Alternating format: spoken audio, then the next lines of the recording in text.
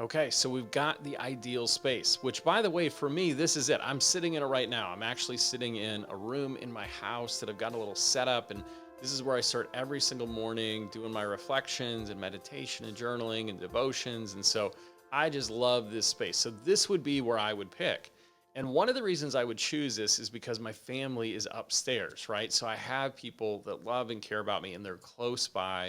If I need something, I feel safe here. I feel comfortable. And so I would pick the spot. So I don't know what spot you chose, but this is the spot that I'd choose and did choose, which is why I'm making the videos here. So, okay, so we've identified the spot that we want to be in. We've identified how to make ourselves comfortable.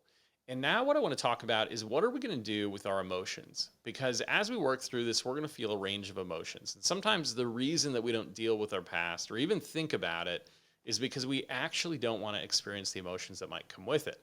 Now, full disclosure, I totally get it. And even though I'm a therapist and I talk about feelings all the time, man, there are some I just don't want to feel. So I want you just to take a second and be honest with yourself. How are you feeling right now? Are you feeling like, oh goodness, we already had to come up with like a safe spot, Jason, and now you're talking about feelings, and I think it's just going to get a little too woo-woo before we're all done with it. And I'm just going to tell you, you know what?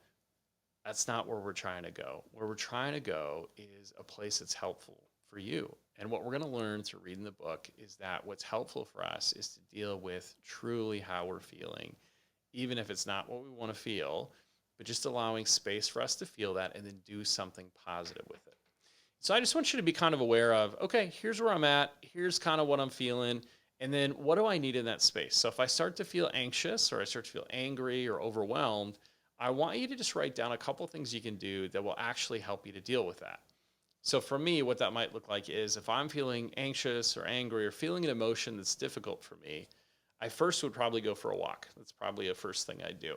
A second is I'd probably play with my dog. A third is I would talk to a friend or family about how I'm feeling. A fourth is I might journal, right? A fifth is I might pray or meditate or whatever those things are that help you. So I want you to think of 3 to 5 things right now that you can rely on if you start to feel a bit overwhelmed, you start to feel emotional, or it starts to feel kind of difficult, or there's some emotions coming up that you don't really feel comfortable about, or you wish you didn't have to deal with. Who will you call? What will you do? How will you walk through that? And I just want to take a second and say, it might be a little uncomfortable, and that's okay. You get to pick your pace and your rhythm. I am not here again to make you plow through this thing. I want you to take the time it needs, and I want you to give yourself the things that you need to take good care of yourself. And so that's what this is about, is how to identify what to do with my emotions as they come up and how to use those in constructive, healthy ways, as opposed to if I'm in an unhealthy place, I might say, well, I probably would list a pint of ice cream, right? I'd say lots of Netflix. I would probably say, let's, I don't know, go spend some money, go shopping. Uh, there's an other side of this, right? If we're not intentional, sometimes these emotions come out other places. And that's what we're trying to avoid. So we want to set up right now, what do we do with our emotions that's actually healthy? How am I feeling? By the way, if you don't know how you're feeling, totally okay. I would tell you to Google a feelings wheel because the feelings wheel can give you some ideas for actual feelings that people have. And you could even rule out what you're not feeling. You might say, I don't know what I'm feeling, but I know what I'm not feeling. So a feelings wheel would be really helpful. I think it would be helpful for you to have a journal, and that could just be a notebook or it could actually be a journal. There's a 5-minute journal that I often recommend to clients. It could be that one, but definitely a place to write some stuff down. And then just a good friend that you might call, because that good friend, just knowing you can call them often helps us out a lot. So get yourself prepared. We know the space we want to be in. Now we want to know, how do we take good care of ourselves and our emotions and process those in a way that's actually healthy?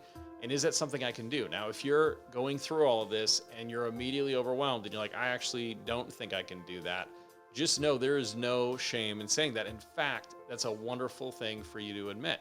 If you are in a place where you're like, this is just too much, just know you can ask for help. Call a friend and ask for help. Call a professional and ask for help. But just start yourself off doing the thing you need to do, being honest with yourself. And if the honest truth is, Jason, I am exhausted and this is not the time or place for me to try to do this, okay, how do we get you to a place that looks better than here?